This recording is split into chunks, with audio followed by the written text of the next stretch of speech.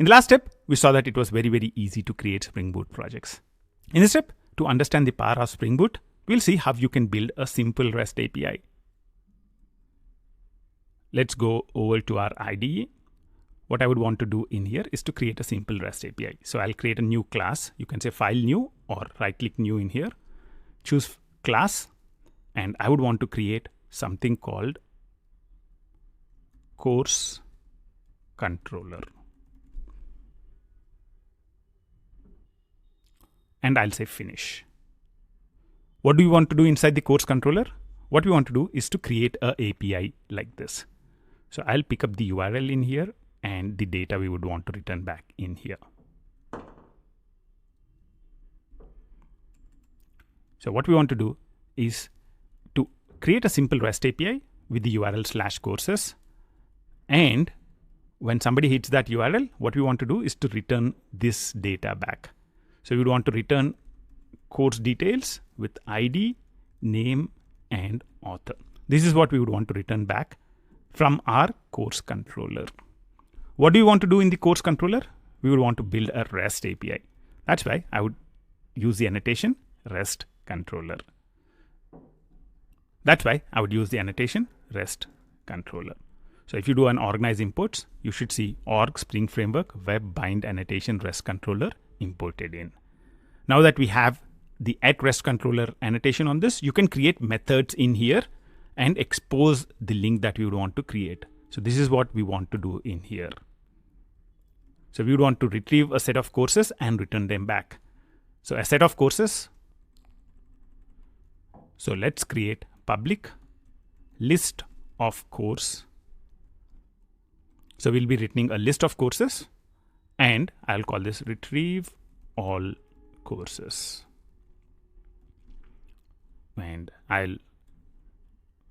this method will not have any parameters, and let's create the body of the method. What we want to do in here is to return a list of courses. So return arrays.asList.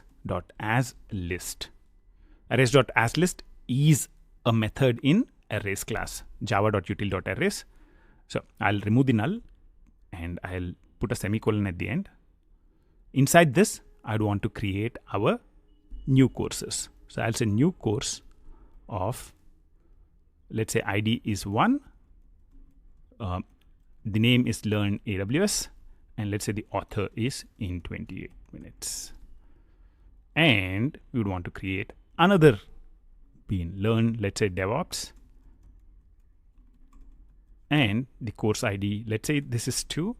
And let's say the author is in 28 minutes. Now, you should see a set of compilation errors in here because we don't have the course class. We have not imported the list in here. So the first thing I'll do is organize imports. So if you do a Control-Shift-O or Command-Shift-O, you should see an import for Java util list. So that's good. One compilation error fix. The next one is that the course class does not exist. How can we fix this? The way we can fix this is by pressing Control-1 or Command-1 in here.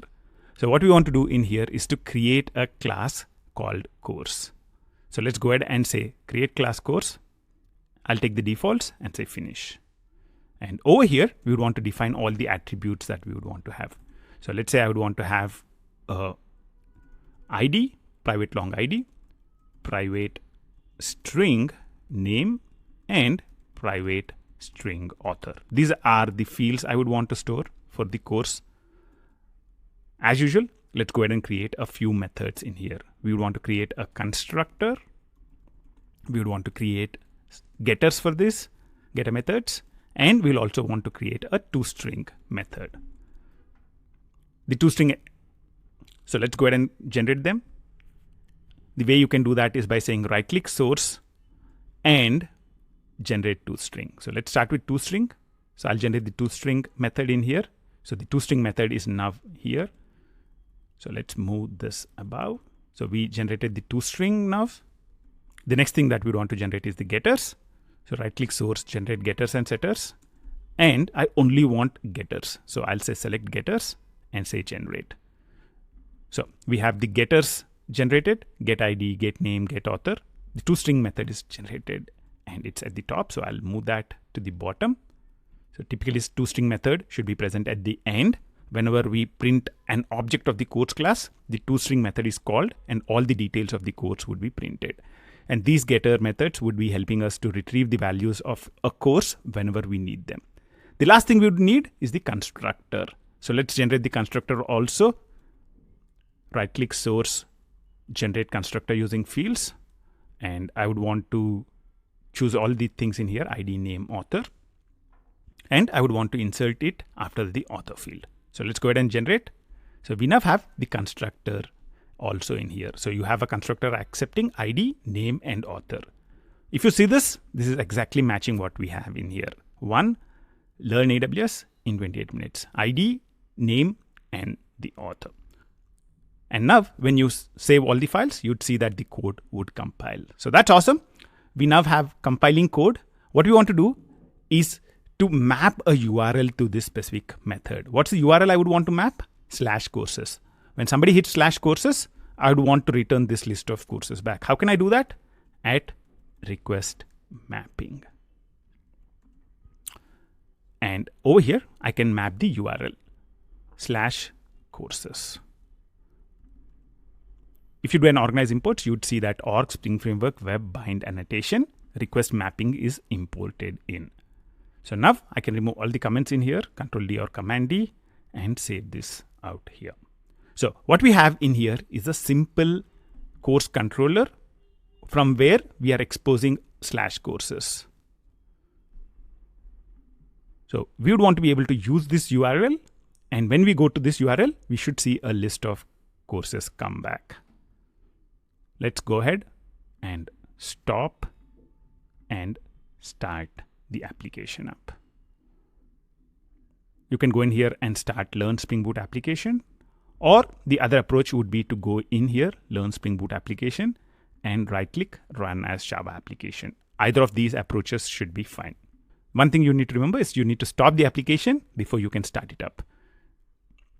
So I've stopped and started the application, and let's go to the browser and type in the URL localhost 8080/courses. Awesome. You can see that a JSON response is coming back. If you see an unformatted response, I would recommend you to install this extension. So JSON formatter, Chrome extension. This would take you to an extension called JSON formatter. I've installed this specific extension, and that's the reason why you would see that this JSON is formatted. If you look at the raw, it would be something like this. However, if I'm using the JSON formatter plugin and formatting it, this is how it would look. So we have a couple of courses which are returned back. Learn AWS in 28 minutes. Learn DevOps within 28 minutes. As you can see in here, creating REST API with Spring Boot is very, very easy. We did not need to focus on anything else. All that we needed to focus on was the business logic. What do we want to do?